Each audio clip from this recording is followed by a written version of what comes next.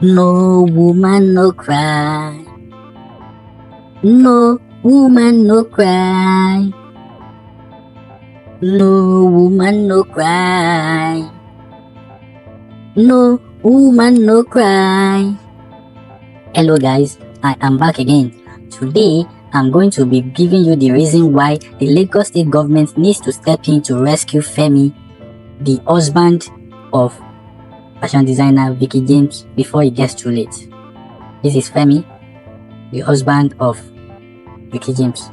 I know you must have seen this trending video that Veekee James made today, where she addressed some single ladies who have high expectations and standards for their dream men. You know, maybe she posted it innocently, but many people have now interpreted it to mean something else, and they are now piling on her husband. And this is not the first time this woman is going to be posting a content that is going to subject her husband to being dragged. And I'm going to be analyzing this post and giving reasons why I feel Femi needs help, especially from the appropriate authorities, to be rescued from this thing that she calls marriage. But before I proceed, kindly subscribe to my channel, switch on the notification, get a pen and paper to jot things down, because you are going to be learning a lot from this episode, especially if you are single or newly married. Thank you for doing that. Now let's get the show on the road. So according to the post by Veekee James, he said some women have high standards and they want men that are tall, men that are handsome, men that have perfect set of teeth, are 100% financially responsible at home, and they have impeccable dress sense. So many people have said she made this post to show the world that her husband doesn't have all these qualities, yet she married him. That's the interpretation the vast majority are giving this post, and you can't blame them, because she wasn't thorough enough in the post. It could have meant so many things, but that's the narrative many people are sticking to. And now they are dragging the husband yet again. I guess this is like the optimist time that this innocent man is going to be getting dragged because of a post made by his wife. And now I'm going to be discussing this under some salient points. Number one is that most of the posts that Veekee James publishes is always indirectly to humiliate Femi. I don't know why. I don't know whether she does it intentionally or she does them innocently. But what I've noticed is that whatever she posts, either you view it directly or indirectly, it tends towards humiliating this guy. And I wonder how long this is going to be allowed to continue. She is always using him for content. She could have posted this content without adding the video of she video calling Femi, or she could have just disregarded the post in its entirety. But she still went ahead to include the video of their FaceTime that nobody needs into the post, and now people are dragging the man that is he even enjoying the marriage? Is he even happy with the way the wife constantly exposes him to being attacked online? You know?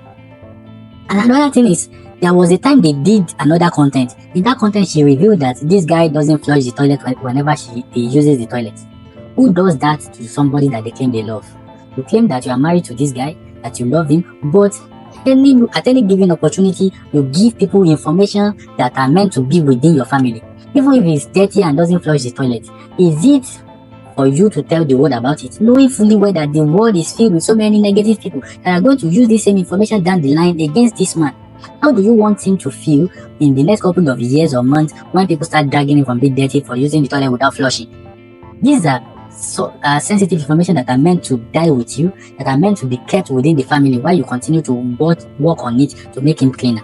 In this current post, you made reference to so many things that he is not. You said a man that is tall, we know the Femi is not that tall, that has poor dentition, poor dress sense.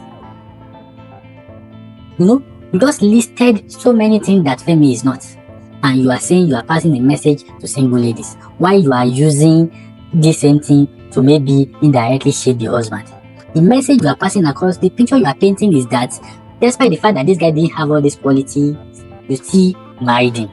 Even if you did that, and even if everybody knows, it is not for you to validate or to underscore their suspicion.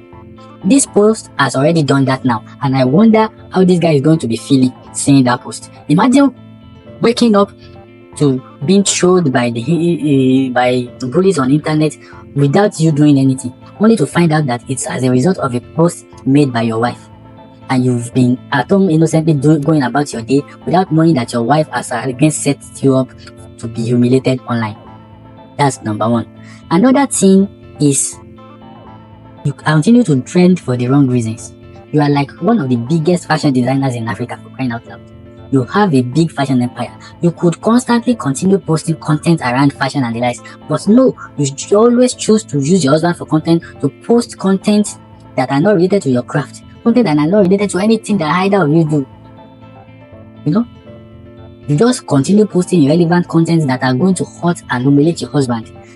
I would have expected that you create content to promote him or something, to promote his craft, but you continue posting content that will ensure that he wakes up to be mocked and humiliated and dragged online.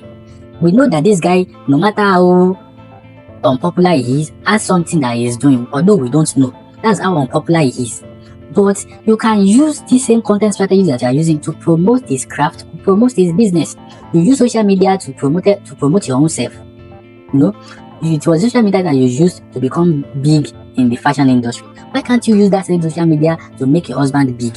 Why are you posting content that have nothing to do with promoting your husband or making him big? Why?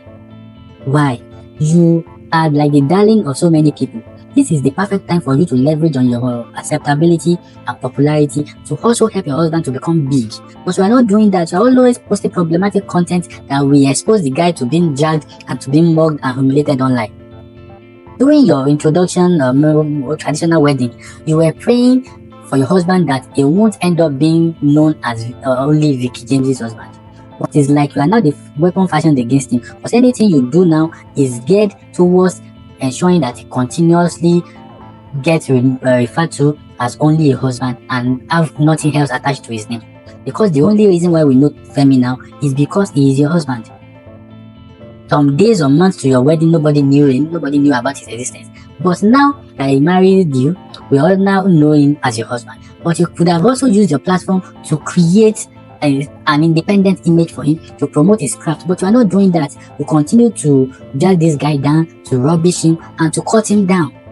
For how long is this thing going to last? If this guy doesn't get the required help from the government, I'm afraid I don't know how he's going to make it in this marriage.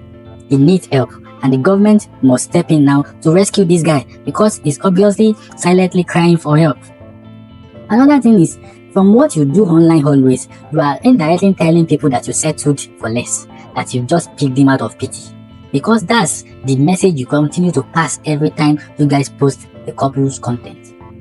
Why do you continue to do this? We know that you are richer than him, you are more popular than him, but it is not for you to constantly keep on reminding us.